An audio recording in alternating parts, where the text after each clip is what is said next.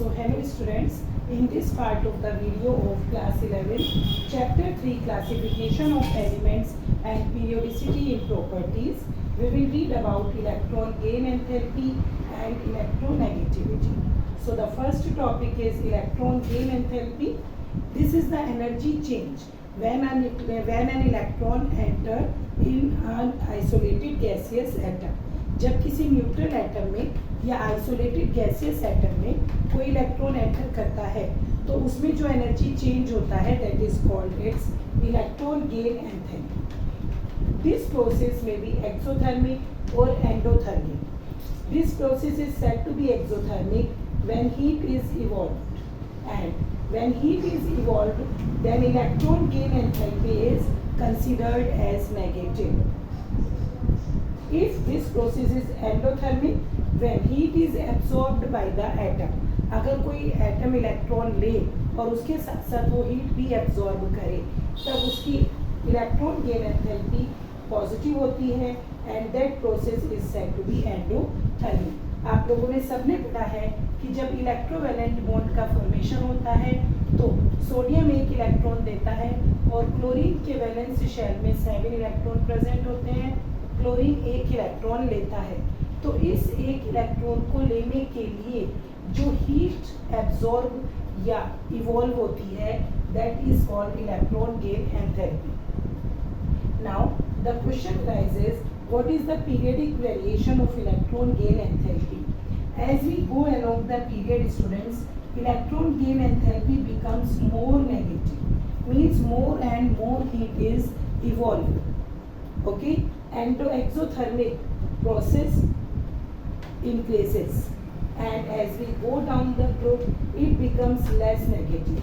It means the heat, less amount of heat is evolved on going down the group. अब हमें इसको याद रखने में बहुत प्रॉब्लम होती है that when it is becoming more negative and when it is becoming less negative.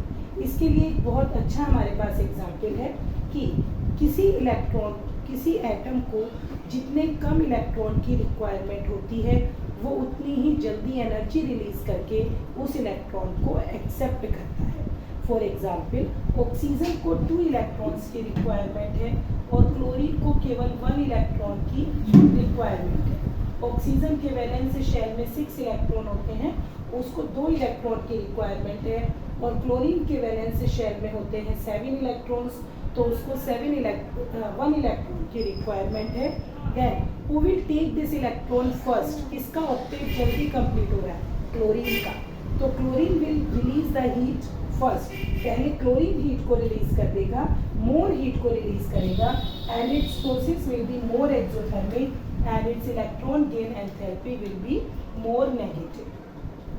And as we go down the group electron gain enthalpy becomes less negative. Next is electronegativity.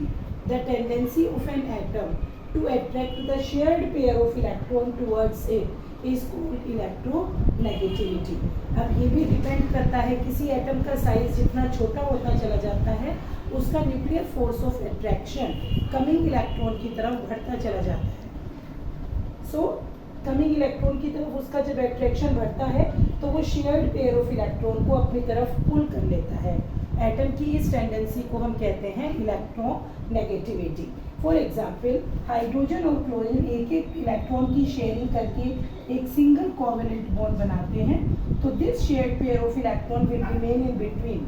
लेकिन क्योंकि chlorine की electronegativity hydrogen से ज़्यादा होती है so it pulls the shared pair of electron towards it, जिसकी वजह से हाइड्रोजन के ऊपर स्लाइटली पॉजिटिव और क्लोरीन के ऊपर स्लाइटली नेगेटिव चार्ज आ जाता है.